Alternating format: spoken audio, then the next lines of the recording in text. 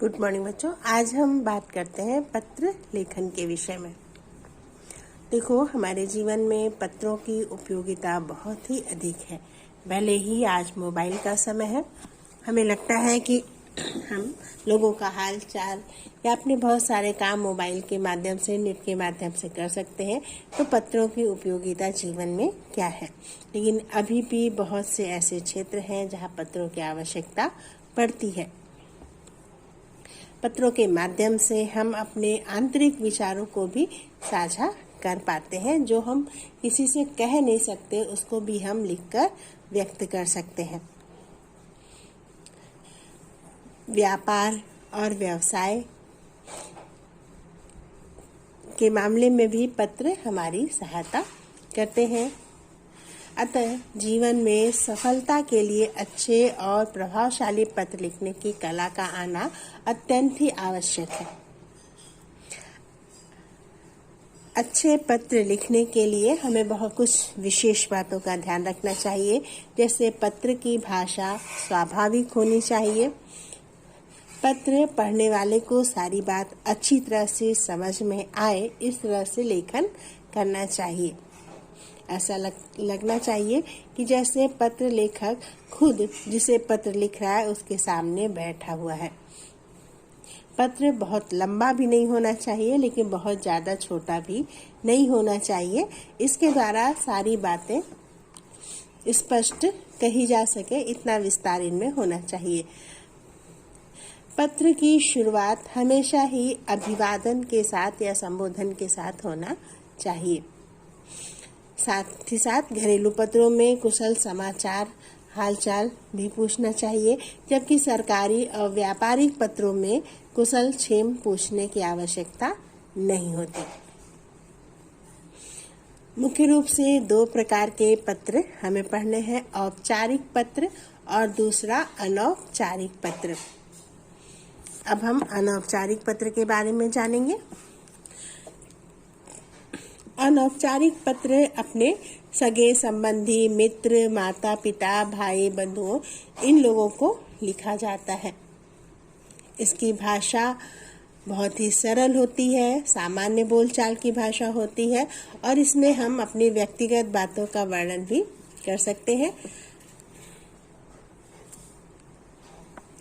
अभिवादन तथा प्रशस्ति पत्र लिखने और पत्र पाने वाले के मध्य किस तरह का संबंध है, जिससे हम पत्र लिख रहे हैं और जो पत्र लिख रहा है उसके मध्य किस प्रकार का संबंध है, इस बात पर अभिवादन निर्भर करता है।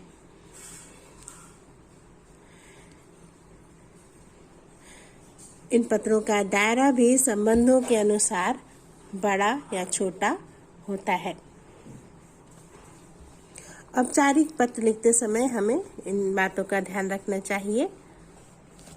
पत्र लेखन में सबसे पहले बाईं तरफ हमें पत्र भेजने वाले का पता और तिथि लिखनी है, यानी हमें अपना पता और उस पते के बाद डेट, ये लिखना चाहिए।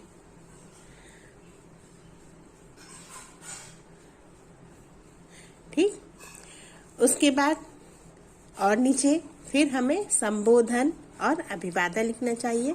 संबोधन यानी अगर हम बड़े को लिख रहे हैं तो आदरणीय, माननीय, छोटे को लिख रहे हैं तो प्रिय, इस तरह से प्रिय मित्र, प्रिय भाई, या बड़े को लिख रहे हैं तो आदरणीय मम्मी, आदरणीय माता पिता, आदरणीय दीदी, आदरणीय भाई, आदरणीय चाचा जी। इस तरह का संबोधन हमें सबसे पहले सबसे ऊपर लिखना चाहिए। उसके बाद बड़ों के लिए सादर चरण स्पर्श, छोटों के लिए प्रेम भरा आशीर्वाद, या सब इस तरह के शब्दों का प्रयोग हमें करना चाहिए, या बराबरी के लिए नमस्ते शब्द का प्रयोग हम कर सकते हैं। उसके बाद हमें जिसे हम पत्र लिख रहे हैं उसका हालचाल पूछना चाहिए, फिर अपना हालचाल बताना चाहिए। उसके बाद पत्र लिखने का जो मुख्य विषय है, हम पत्र के माध्यम से जो कुछ कहना चाहते हैं वो सारी चीजें हमें लिखनी चाहिए। उसके बाद सबसे अंत में परिवार के और सदस्यों, छोटे भाई या बड़े भाई बहनों को यथाचित अभिवादन करना चाहिए। बड़े हैं तो सादर चरण स्पर्श और छोटे हैं तो प्रेम भरा आशीर्वाद या नमस्ते। बराबरी के हैं तो नमस्ते। ये चीज परिवार के अन्य लोगों के विषय में हम लिखते हैं। अगर व्यक्ति जिसे हम पत्र लिख रहे हैं वो अकेला रहता है, बाहर कहीं रहता है, तो इसकी आवश्यकता नहीं है। पत्र के अंत में सबसे बाईं ओर पत्र भेजने वाला अपनी अवस्था के अनुकूल शब्द लिख करके उसके नीचे अपना हस्ताक्षर करता है। यानी जैसे आपका पुत्र है तो आपका प्रिय पुत्र, छोटा भाई है तो आपका अनुज, बराबर का है तो तुम्हारा अभिन्न मित्र, या बड़ा भाई है तो तुम्हारा बड़ा भाई। इस तरह से अपना नाम लिखता है।